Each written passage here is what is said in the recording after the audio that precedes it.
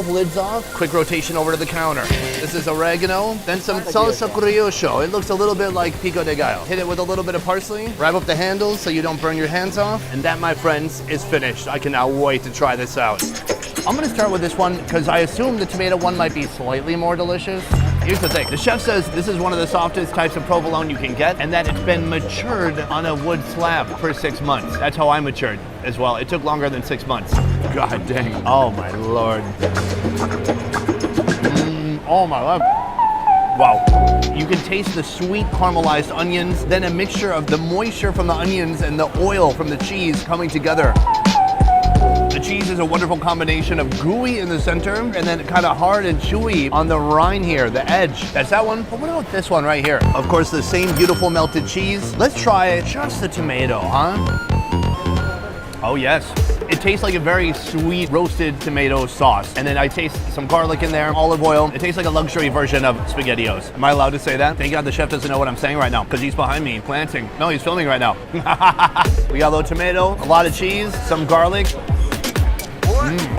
Wow, it's so good. Savory, sweet tomato, chewy cheese. I could just leave right now. I could consider this to be Argentina and I'll be satisfied. This is about as indulgent as it gets, but he has one more food here that is meat-based. We're gonna go back into the kitchen and try that next. Right now the owner is here proudly showing me his chorizo. It's a homemade, baby. No conservation, no extra flavors, never. He's taking the chorizo and he's putting that on top of the grill. Homemade, baby. Oh, it's homemade. So now after about 6 minutes, he's gonna slice the sausage in half, creating more surface area for that to cook even more. Oh, hit it with a little bit of weight. Now it's cooking from the top and the bottom. This porky sausage is a beloved staple in Spanish and Latin American food. It's rich, savory, and a crucial ingredient in a ton of dishes, from barbecues and empanadas to hearty stews and sandwiches. Look at those grill marks. That goes on to a dog bun. This is the local Argentinian salsa. And then this looks like chimichurri sauce right here. Oh my Lord, look at that. That is flavor. Hit it with a little bit of salt, close the lid, hit it with the toothpick, throw that on this beautiful platter, and that is ready for digestion. Chef, this looks beautiful. This sausage, was this made in a warehouse? No. Where? Here. Homemade, baby. Homemade, baby. Homemade, That's baby. right. Homemade, baby. We have our second round right here. $10 for this baby.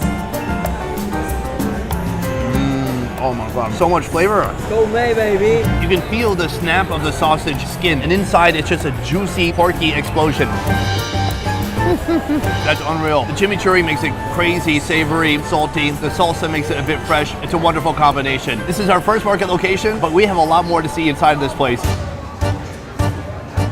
We have come to our second location, right behind me, empanadas, at a place known as El Hornero. I'm gonna go see how they make it first and then try it out. It starts over here. They have a filling station. So they have a wrapper, and then they have different types of fillings. There's so many different kinds that you can get. And you may be asking yourself, well, after they fry them or after they oven bake them, how do they distinguish one from the other? Well, let me show you. Here's a guide. It's like hieroglyphics, but in food form. They wrap it in a different way depending on what the filling is. So if it's beef, it gets a different design than if it's potato or than if it's horse meat. I'm told they don't do horse meat. You know who did? Santiago. Not saying one place is better than the other based on that, but a little bit I am. Let's get into the making process. This is a carne empanada. You can see in here this beautiful beef seasoning. There's some egg in there too. And this is the most impressive part, the crimping that goes on the edge here. She is a crimping master, a maestro. After the dough is stuffed and formed, it goes into the kitchen behind me.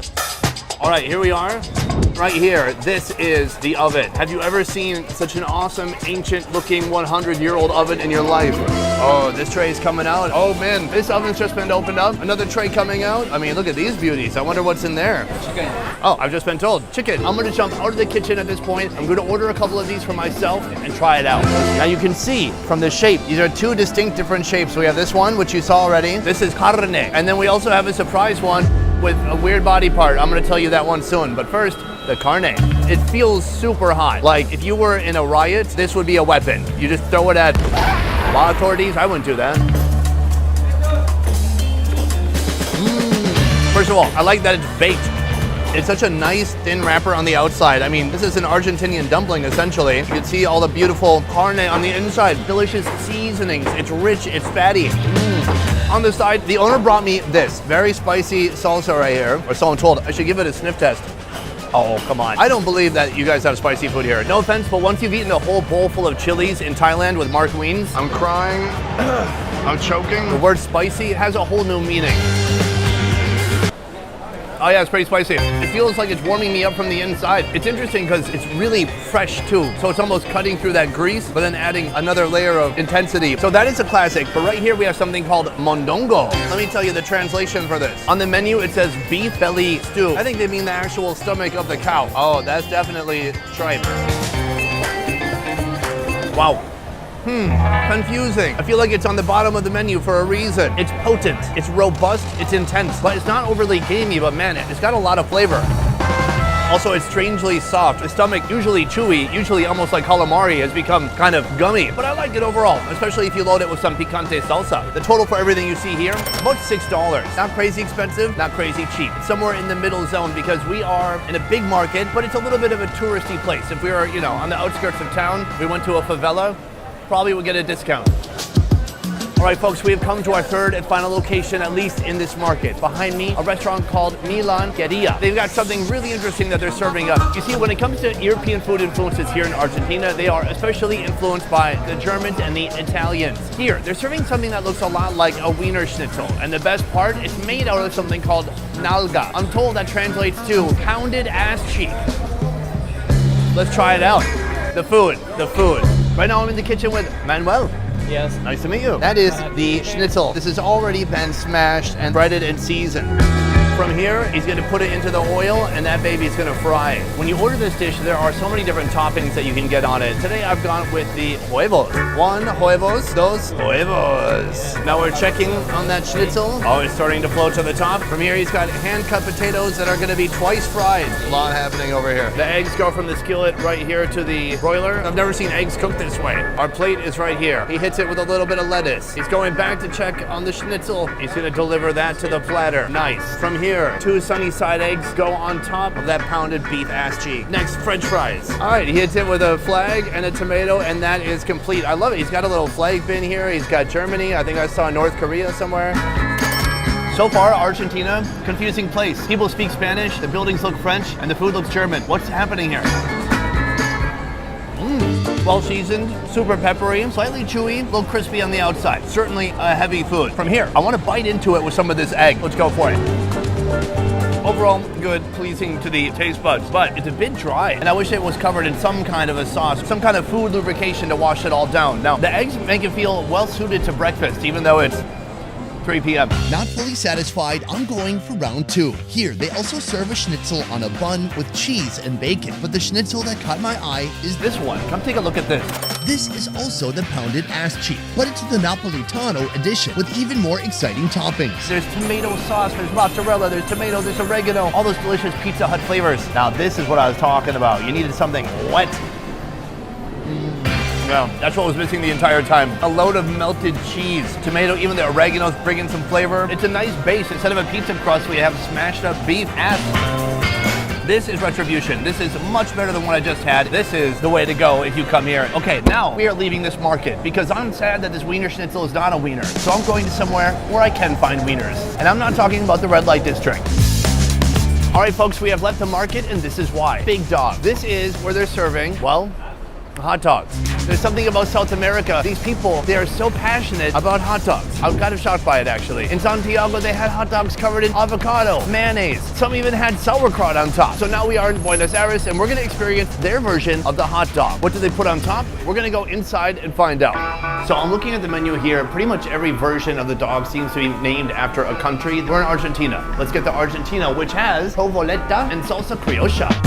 All right, folks, I am in the kitchen right now with Nicholas, and he is showing me the bread box. This is like a delicious cheesy hot dog bun. He gets the knife wet in the hot dog water, and he uses the knife to slice open the bun. Look at this hot dog water. I just want to drink it up. It has electrolytes. 1 dog goes inside the bun. Add shredded provolone cheese. Now I know what you're thinking. What? A bunch of dry shredded cheese on top of a dog? No, we've got a torch, baby. He's taking a torch to both of these dogs. Wow, smells like burnt hair. Then right here we have some salsa criolla. Very colorful. I bet kids love this stuff. mixed emotions. There's so much going on here. It is a strange combination between this cheese and this really fresh kind of salsa that's put on top. The bun is so soft, it's almost moist. The dog inside, it is a pretty standard hot dog. It's 100% pork with a lamb intestine. This is not called a hot dog here, it's called pancho. And what I love is that every different country has their own version. Here's what the Mexican one looks like, and here's what the American one looks like. It has cheddar cheese and bacon. It stings how accurate that is. In general, I like it. I think it's fantastic. Now, after tasting this, here is the big question on everyone's mind. There is a lot of contention between Argentina and Chile. Now, I've had one hot dog in each of their countries. Which one reigns supreme? I don't want to get beat up or anything, but I gotta say, Santiago did have a superiority. So that is a hot dog review, but we have one food remaining. One food that you might not expect from this part of the world. I'm talking about pizza. All right, folks, we have come to our final location because after this, I definitely cannot eat anymore. Behind me, a restaurant known as Guerin. It's real good and very legendary and quite huge. It's kind of like 5 different Italian restaurants in one. In the mid to early 1900s, there was a huge influx of Italians coming here and they brought their recipes with them. The only thing is they had to adapt the recipe to the local palate. Right now, we're gonna head inside, check out the kitchen and see one of their classic Argentinian pizzas. And you are not ready for this. All right, come with me. Technically, we are in the restaurant, but we're not gonna eat here because we're headed to the kitchen. Come with me. Now we go down this long, dark, scary hallway, and I promise there's something at the end of it.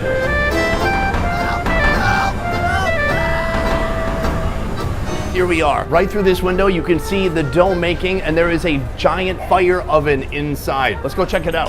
This oven looks amazing. Right here, you can see inside all the fire burning. Our pizza is gonna begin here. Right here, we've got my man, Juan. We are in the dough making section. Oofta, look at this giant, big, beautiful piece of dough. Piece by piece, he like just knows the right size.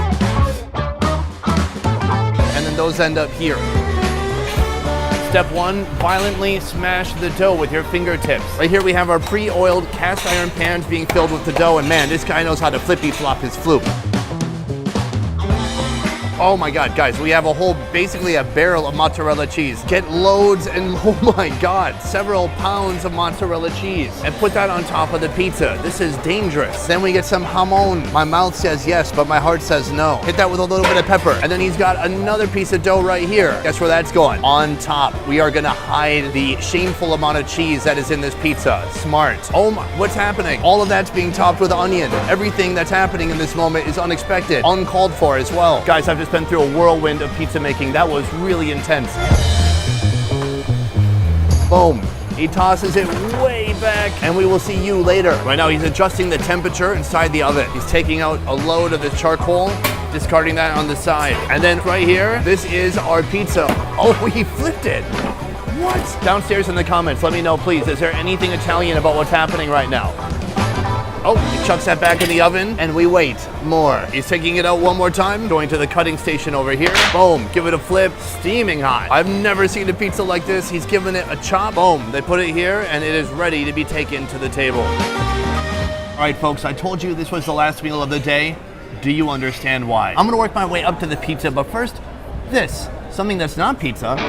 Something I'm gonna be eating with the pizza, it's called faina. This right here is a combination of chickpea flour, oil, salt, and water. Oh, yes. It's taken a beautiful journey over here to the oven.